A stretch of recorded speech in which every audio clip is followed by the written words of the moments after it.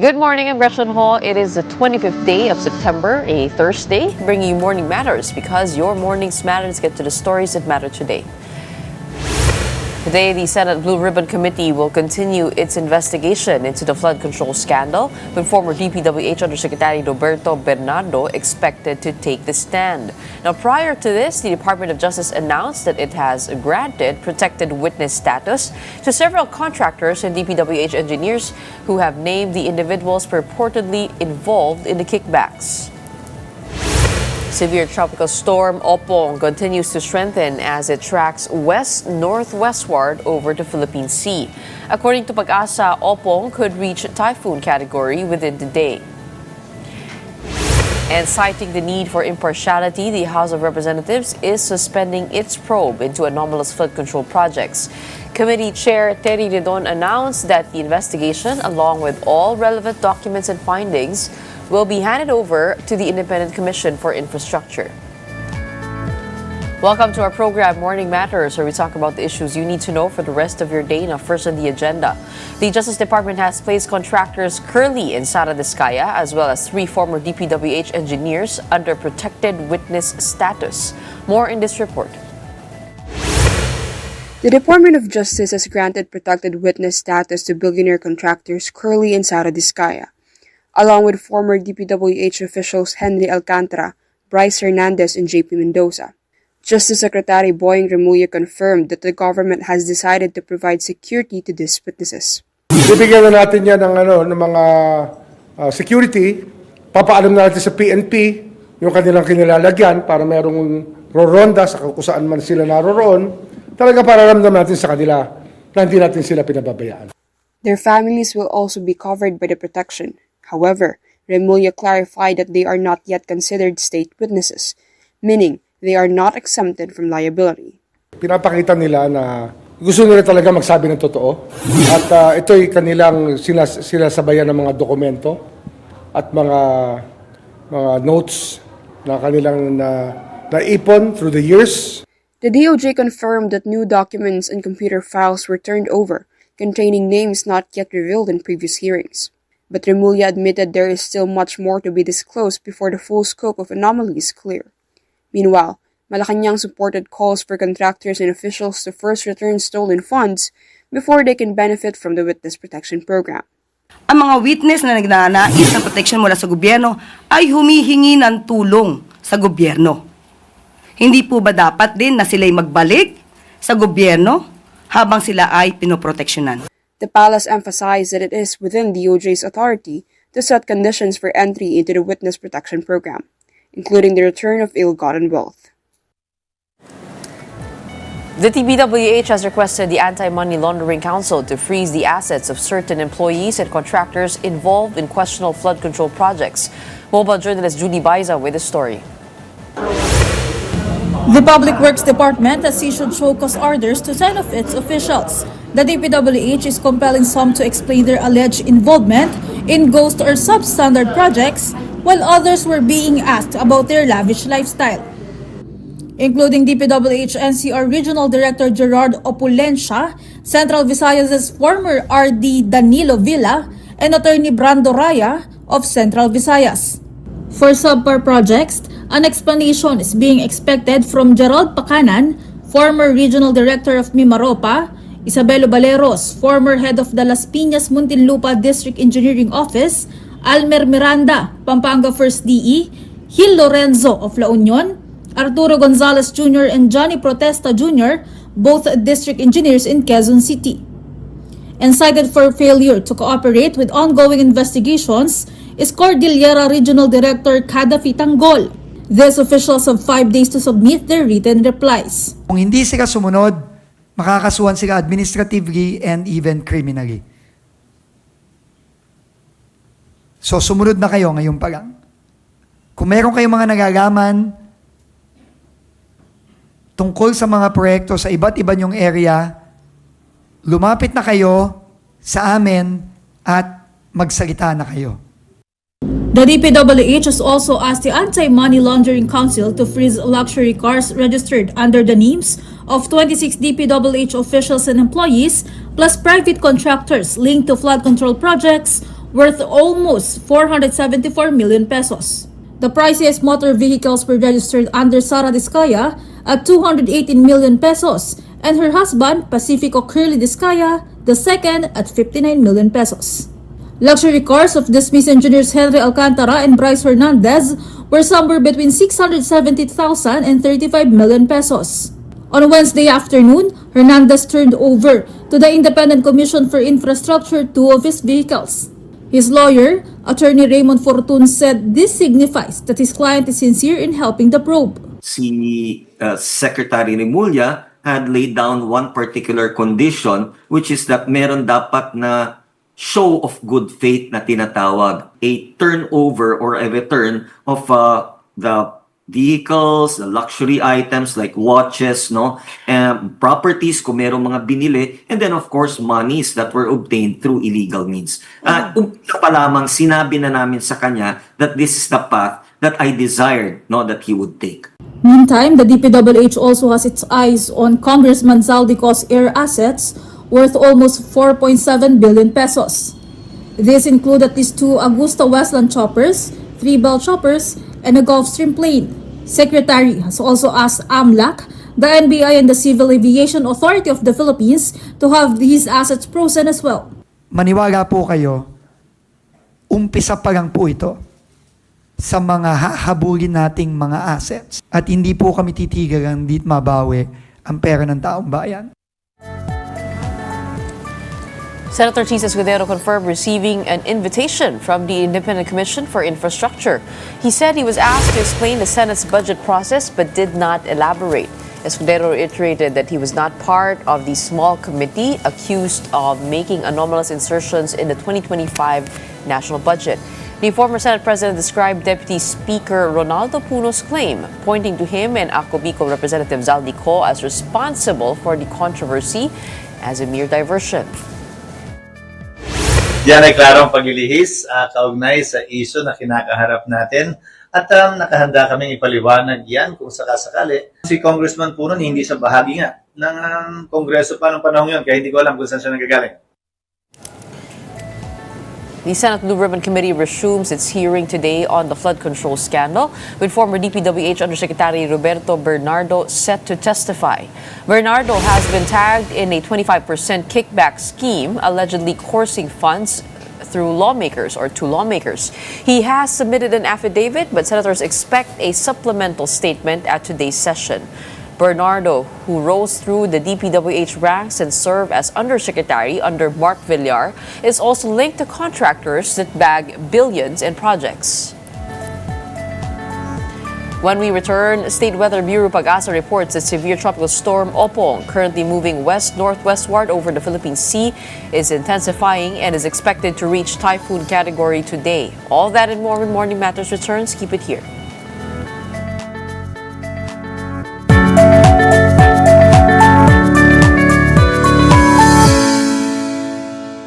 Welcome back. You're still watching Morning Matters here in One News. Severe tropical storm Opong continues to intensify as it moves west-northwestward over the Philippine Sea. It was last spotted 440 kilometers east of Guian, eastern Samar. Pag-asa said Opong may reach typhoon category within the day, and tropical cyclone wind signal number 2 is in effect over Catanduanes, the southern portion of Albay, Sorsogon, northern Samar, and the northern and central portions of eastern Samar and Samar. Several areas in Luzon, Visayas, and Mindanao are also under signal number 1. These are now flashed on your screen.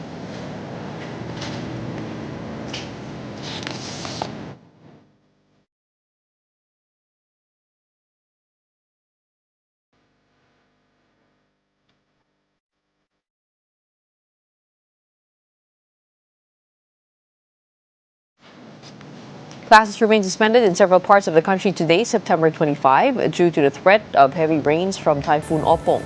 All levels are suspended in the provinces of Sorsogon, Masbate, Northern Samar, Eastern Samar, Quezon, Marinduque, Camarines Norte, and Camarines Sur. Also covered by the suspension are Catanduanes, Albay, Samar, Biliran, Laguna, and Romblon. Class suspensions are also in effect in Santa Barbara. Pangasinan, Kalumpit, Bulacan, and in parts of Rizal Province, including Morong, Taytay, Antipolo, and Tanay. The Office of Civil Defense Bicol has placed the province under red alert status in preparation for the possible impact of severe tropical storm Opong. For more updates on this, we have now on the show Gremil Alexis Naz, Public Information Officer and Chief of Capacity Building and Training at OCD Region 5. Magandang umaga po sa inyo. Hello ma'am, magandang umaga po. Okay, Gremil, unang-una, kamusta kayo dyan? Paano nyo nararamdaman itong tropical storm Opong? Currently dito po sa station namin sa Legazpi City, Albay, partly cloudy skies po kami, and it is expected po na baka later this afternoon or early evening po tonight ay ma-experience na po dito sa may parts ng Sorsogon yung pag-ulan. So, tama po ba na ito ay expected to make landfall in Bicol? Which part exactly? Based po sa latest forecast po ni Pag-asa ay dito po sa may part po ng Sorsogon and Albay. Ang forecast po ng landfall dito po sa amin by tonight or early morning po bukas. At gaano kalakas po ang bagyo na ating inaasahan ayon sa advice ng Pag-asa? Based po sa Pag-asa, pwede pong maging typhoon before landfall po dito sa Kabikulan. Ano naman ho ang mga paghahanda na inyong ginagawa na po dyan sa Bicol? Currently, yung ating mga response assets po dito naka-standby na for any possible deployment, especially our uniformed personnel and the DSWD Field Office 5. And yung ating monitoring din sa iba't iba pong mga major ports sa Kabikulan ay ongoing together with PCG and PPA and the local government units, na kung saan po ngayon meron po sa aming reported na nasa 1,646 na katao na stranded sa iba't ibang major ports dito po sa Kabikulan. Yun po yung mga, kumbaga parang tatawid pa lang.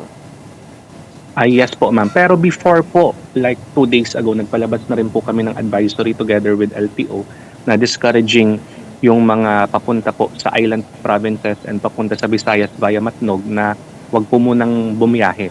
Pero sa ngayon po, meron tayong 1,646 na stranded individuals na tutulungan din naman po at bibigyan ng pagkain din ng mga LGUs and ng DSWD. So hindi na po sila pinayagan bumiyahe. It's not just discouraged, pero tinigil na po muna. Yes po ma'am, lalo na po kahapon nagkaroon na rin po tayo ng tropical cyclone wind signal po. Okay. And how about evacuations? Are they already happening? Currently ma'am, we're just waiting for the data from the different local government units since we have already informed them and directed them to conduct their own assessment meetings. Hopefully by today we will be receiving reports for preemptive evacuation or even forced evacuation if needed po. Pero kung sakasakali po, saan pong mga lugar niyo po nakikita ito? Sa Sorsogon and Albay lang po ba? Most probably ma'am sa lahat po ma'am dito sa Kabikulan since medyo may dala pong ulan at hangin po ito. Pasigurado din po ma'am, lalo na sa mga high risk areas like dito po sa Albay, yung mga nasa may malapit po sa Mayon since there is a lahar advisory po na pinalabas ni PBOX. Wag sinabi niyo pong lahat, lahat? As in lahat? Lahat po ng provinces ma'am na may mga high risk areas po. May high risk areas. Baka magkaroon po talaga yan ma'am ng evacuation since pag may dumadaan po talaga nag-cross sa mainland Bicol, all provinces po nakakaramdam po talaga ng pag-ulan at hangin. Opo, alam po natin ang Bicol, yan po ay catch basin din, ano? At we did see the province inundated severely. Ano po yung mga kamusta po yung mga flood control measures po natin dyan? Sa ngayon ma'am, ongoing yung coordination and monitoring together with the Bicol River Basin Committee para agad na mabigyan ng babala yung mga residente na nakatira sa ating mga catch basin, specifically dyan sa part ng Camarines Sur, na kung saan grabe yung pagbahang naramdaman nung bagyong Christine last year. And sa ngayon ma'am ay nasa close coordination yung mga LGUs po natin para malaman kung ano yung status ng rainfall and kung kailangan din mag-forced evacuation sa mga lugar na malapit sa catch basins po. Opo, ano po yung mga pagbabagong ginawa doon mula noon? Sa ngayon ma'am, since yung experience din ng tao at ng mga local DRM offices nakatulong po yon sa pag-craft ng kanilang mga plano na kapag may mga ganitong weather disturbance ay mare-revisit po nila yung plano na yon and magagamit po nila para sa evacuation and response activities po. Pero hindi po nag-dredging doon po sa river basin? May mga ginawa rin po, ma'am, na mga structural and non-structural interventions dun sa mga lugar na naapektuhan and also nag-capacitate din po ng ating mga community leaders. Pero sa ngayon, ma'am, yung pag-update ng kanilang plano is very important based sa experience nila nung Christine para mas alam nila kung ano yung mga areas talaga na pinaka-apektado kapag nagkaroon talaga ng sobrang lakas na ulan. Kung sakasakali, ito po ba yung unang pagkakataon na masusubukan po talaga itong mga paghahanda na ginagawa ng Bicol? Probably hindi naman po dahil palagi rin naman po kaming dinadaanan. Pero each year kasi na-experience din namin ng mga pag-ulan at pagbagyo ay na-update din yung mga response plans po namin. So it gives us better knowledge to handle any possible weather disturbances po. And with that said, is there enough relief and emergency assistance pre-positioned for affected families?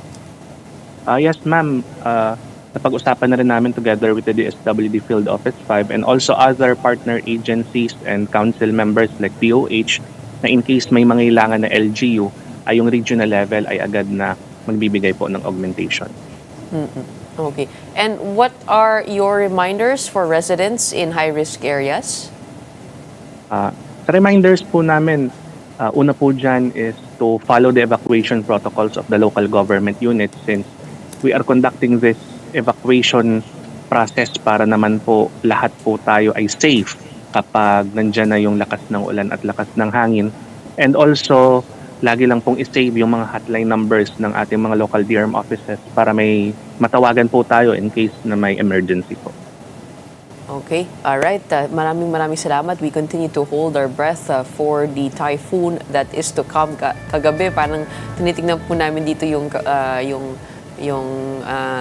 tawag dito, yung langit parang very still at calm before the storm ang kanyang mood eh. So malalaman po natin kung gaano kalakas ito at sana talagang magbunga ang lahat ng paghahanda dyan sa Bicol. Maraming salamat for joining us today.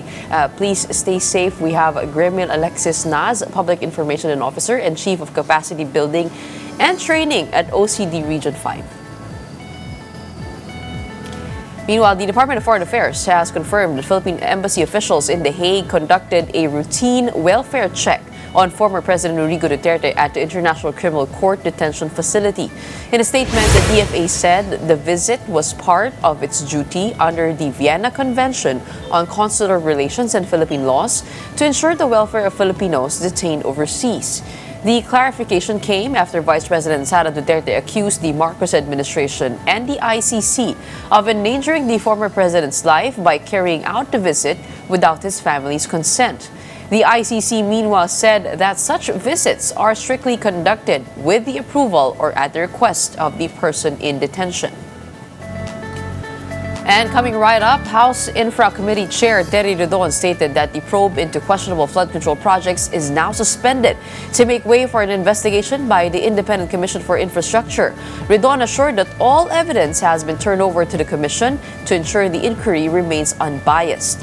Stay tuned, more on that when Morning Matters returns.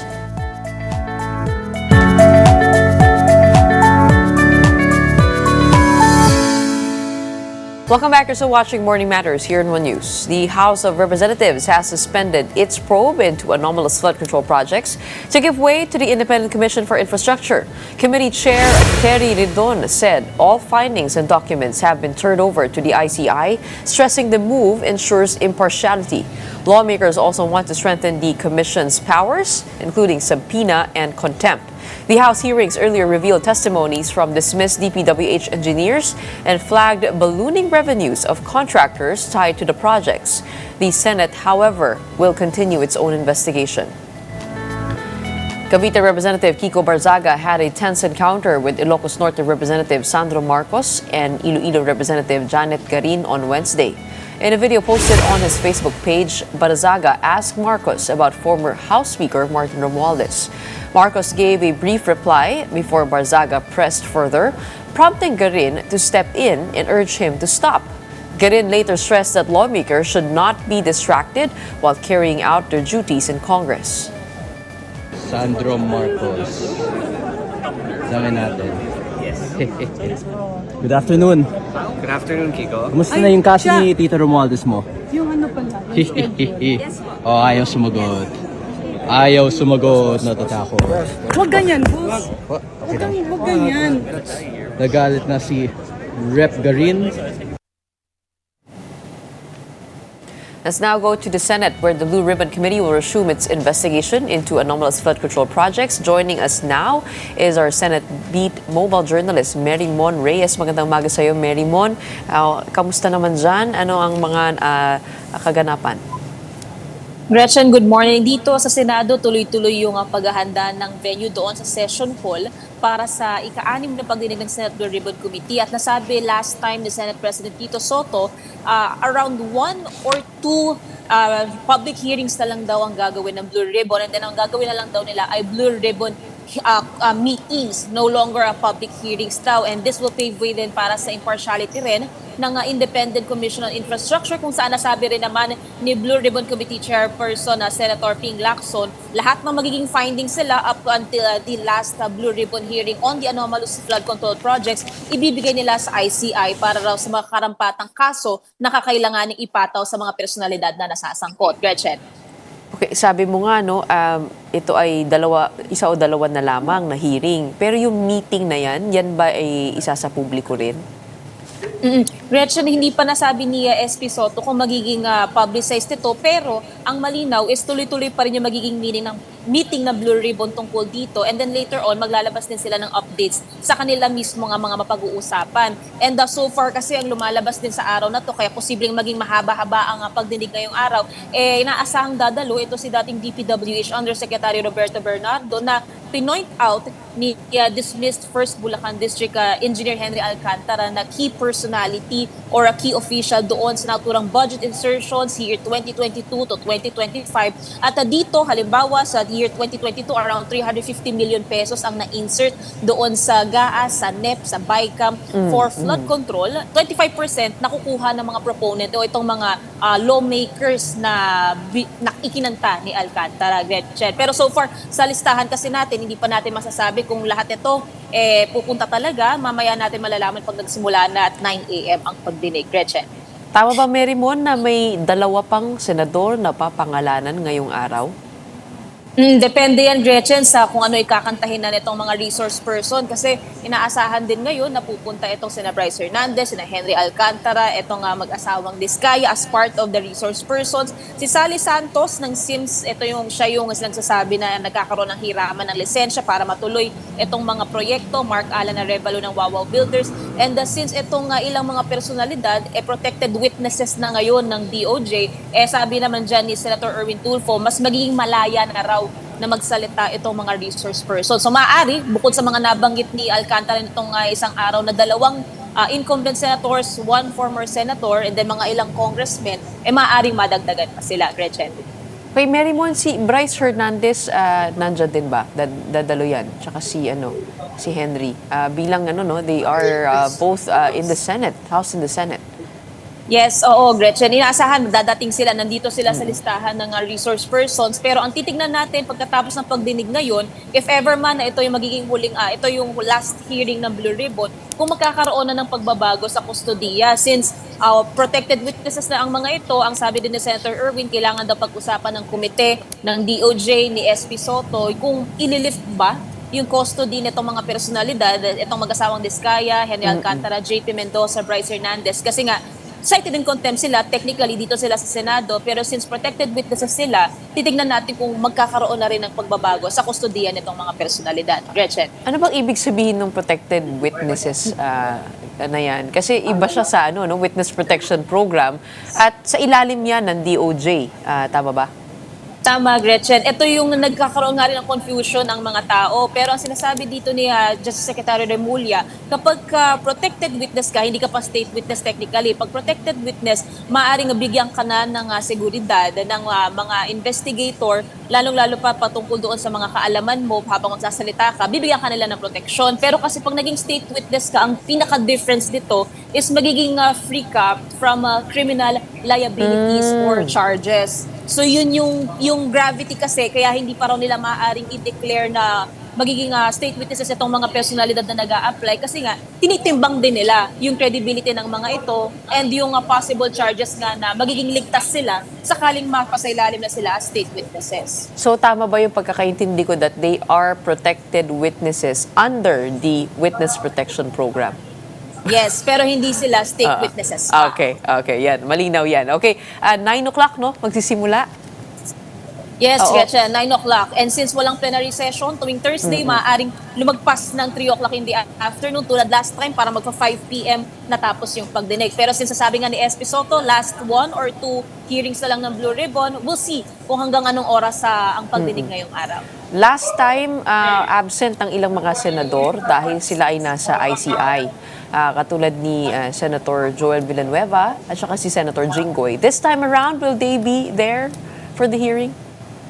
Gretchen, ang nasabi dyan na Senator Ping Lacson, yung inhibition nitong mga senador na nadadawit sa issue na to, personal decision daw nila kung sakaling aatras na sila out of delikadesa. And hindi naman daw nila maaaring pigilan itong mga senador kung gusto pa nilang mag-participate sa Senate probe. Kaya titignan din natin kung tulad nitong 5th hearing, wala si Senator Jinggoy. Pero silang dalawa ni Senator Joel, pumunta naman sila nung plenary session sa hapon. So we'll check ngayon kung ito bang mga senador na to, especially Senator Jinggoy na very active sa Blue Ribbon, dadalo.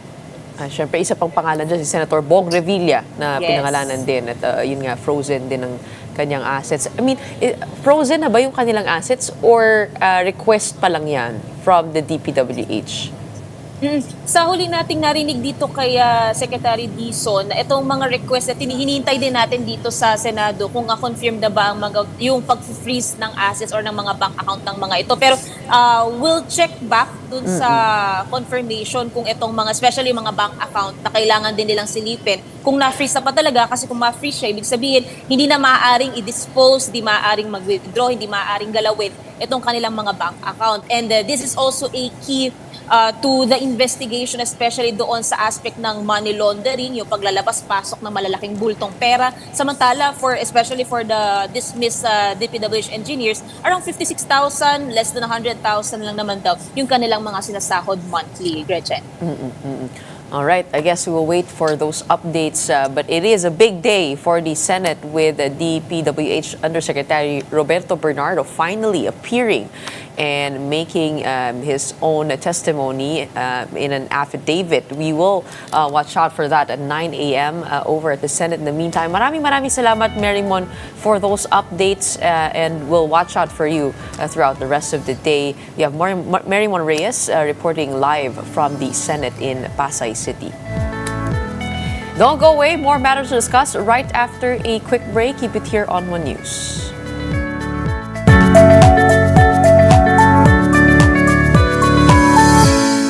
Welcome back. You're also watching Morning Matters here in One News. The U.S. Embassy in Manila is inviting students, parents, and educators to the 10th Education USA University Fair on September 28 at One Ayala Mall in Makati City.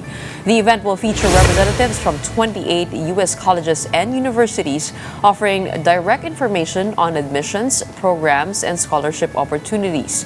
According to the latest Open Doors report, more than 4,000 Filipinos studied in the U.S. last year, the highest in 15 years. Admission to the fair is free and open to the public. To talk more about that, we have Jameson DeBose, spokesperson of the U.S. Embassy in Manila, now joining us on Morning Matters. Welcome to our show. Thank you for having me. And you have the same name as my little brother. Oh, really? Yeah. Excellent. And let's talk about the Education USA University Fair. What makes this different in its 10th edition? Well, I'd say that there's nothing that really makes it different. I think it's part of our sustained engagement, and it's part of our broader Education USA programming. So it's really important, and thank you again to the Morning Matters team and to yourself for having me here this morning to talk about it.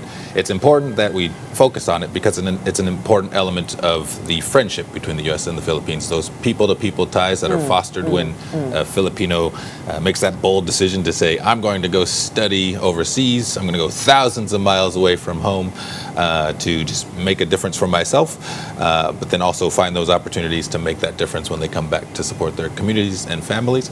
And so thank you again for having me. So does this come with scholarships? Indeed. The most important question, right? Indeed.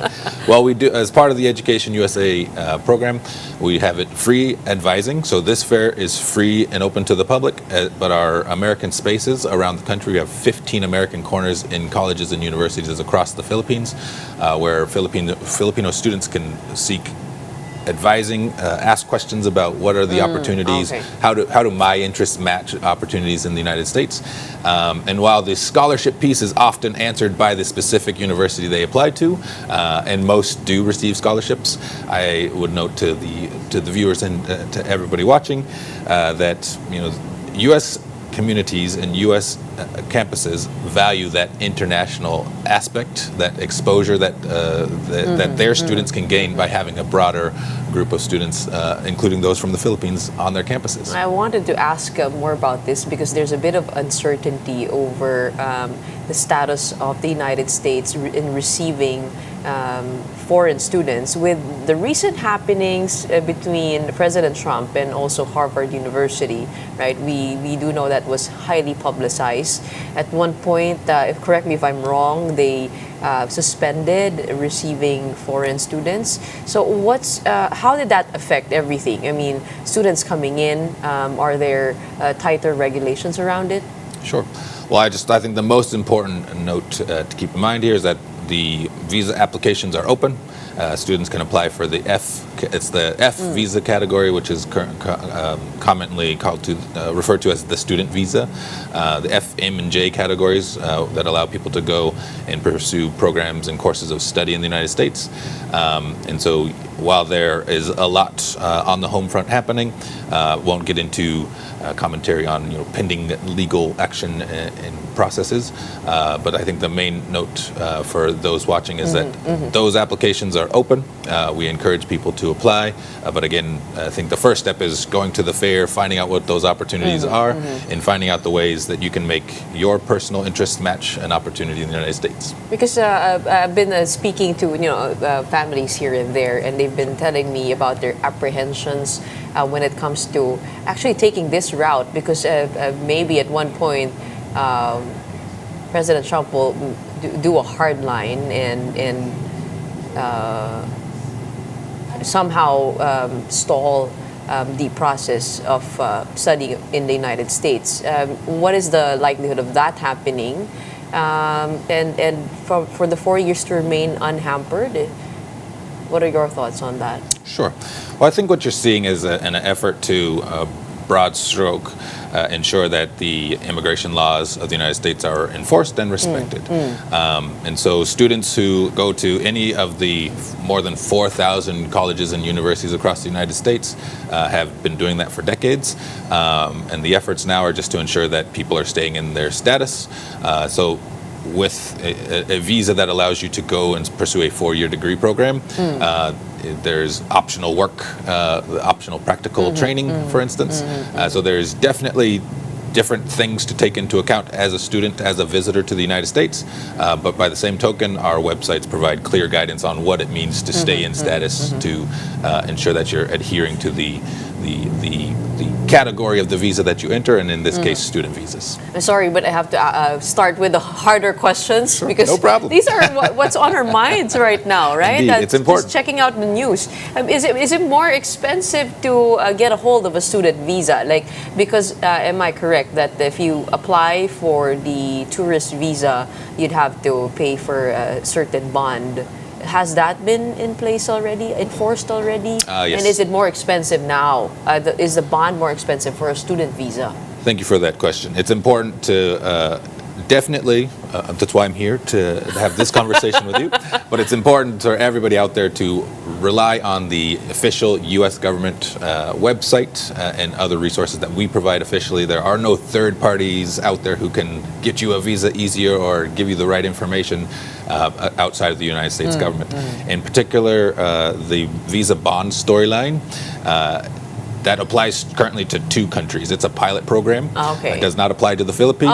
Okay. And so your viewers can rest assured clear. that Which countries are involved in so the right pilot now, program? I mean, there's a website for it, and I believe it's Zambia and Malawi. Ah. 2 countries. Okay, so that no applies to. bond required to get the tourist visa and a student visa. That's right. for So while I Filipinos. can't get ahead of the future, I Okay, don't have okay, a crystal okay. ball. For now. But right now, the visa bond does not apply to Philippine applicants. But again, any announcement in this regard will be broadcast by us. We would make sure that your audience would be fully familiar and aware with the impact of it. So how many schools are involved in this university fair? So this year there are 28. They represent large state public schools, state or public schools as we would call them in the United States, private schools, community colleges, as well as those that have more specialized arts and related programs. And what is there anything, a specific field that the United States is looking for to have more students for? Well, I think one thing I'd like to highlight during our time together this morning is the Philippine American Educational Foundation. It's our binational Fulbright Commission. It's the longest standing commission in the world. Again, speaking to the breadth and depth of that friendship between the United States and the Philippines. They have a civil nuclear program, so it's STEM, right? A program where there's about $200,000 US dollars, or about 11.5 million pesos. Don't catch my math on that one, please. But that is designed to recruit masters, higher education applicants who will then be able to bring that exposure to U.S. networks as well as that expertise back to the Philippines and work in the energy sector here. It's a high-paying sector. The civil nuclear? That's right. Civil nuclear. And I've been watching a lot of news from the United States, and I took note that many are quite worried over their jobs in the United States because of also the emergence of AI. How are people adjusting to that? And even the academic institutions with this new age? Sure. Well, I think not being an expert myself, but I think the common threads you see in academia are related to the integrity of the work of the student and researchers. So there's that storyline, but I also think there's great applicability to enhancing the ability to do far greater things, far more complicated things, especially in the STEM fields. With the quantum computing and other advances. So highly technical jobs. Highly technical jobs, I think, are the future. Are in demand, and globally, right? And those are the kind of fields that you can explore at a U.S. higher education institution. And they say also blue-collar jobs that involve more of the hands, right? Right. Vocational programs, right? Vocational So like programs. those, there's always going to be something that needs to be fixed, and there's going to be electrical wiring that needs to be done. So I think that's why we have, like I said, the broad range of universities and colleges represented at the University Fair on the 28th. Okay. And let's talk about that report that shows over 4,000 Filipinos studying in the U.S. last year, the highest in 15 years. What do you think is driving the renewed interest? Well, I think that the range of opportunities that are out there is definitely part of it. I think that the United States and the Philippines have just a long history where there are 4 million or over 4 million Filipinos or Filipino Americans in the United States. Filipino is the 4th most spoken language in the United States. So there's that ability to go somewhere far away, but I think you can also find tapa for breakfast and things like that, where you can have a little bit of home and some familiarity, and that can help when you have that kind of dynamic for international students. And there are worries also over Filipinos who are living already in the United States and over their status, working status there. Do you have any updates on that? Nothing to announce today, nothing new. But as I understand it, the Philippine embassy and the consulates have been very clear and open about the resources that they provide to Filipino nationals in the United States. And I think it's shared messaging that mirrors what you're hearing from the United States government, that it's important to stay in status, to when you travel to the United States, to travel for the purpose that is stated on your visa or other, the green card status, what have you, for the immigrant visas.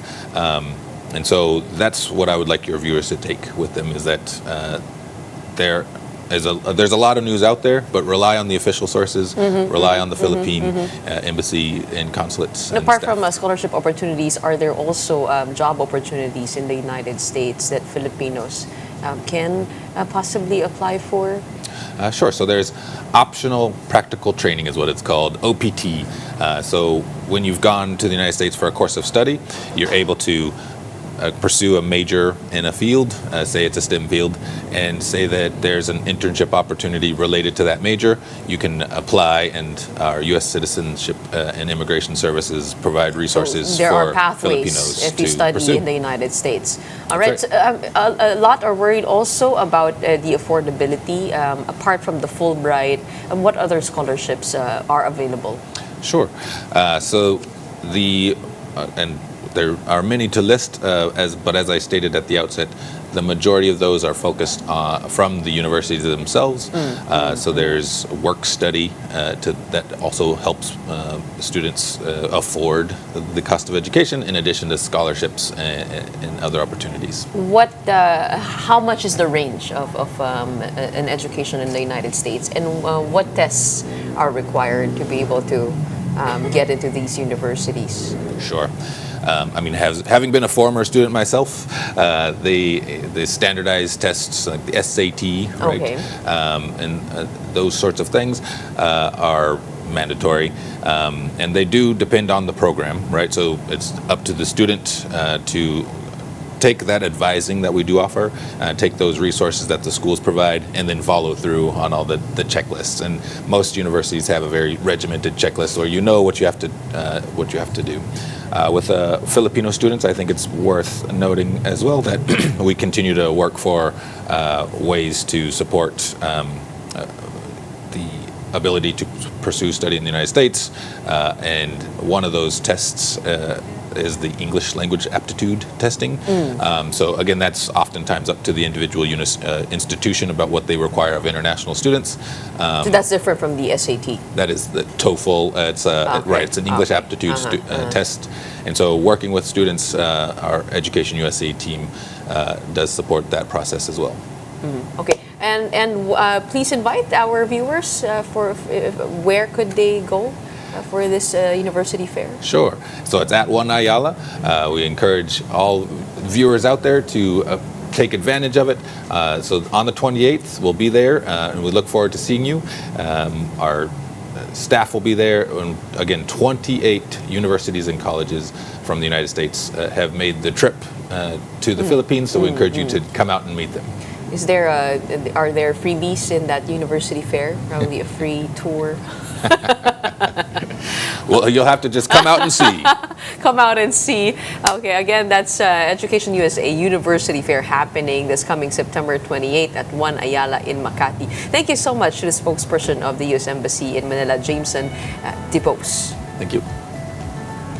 And that wraps up today's episode of Morning Matters. We hope we've given you the right start to your morning. Let's go ahead and make the day matter. My name is Gretchen Ho. We are One News, all sides, all the time.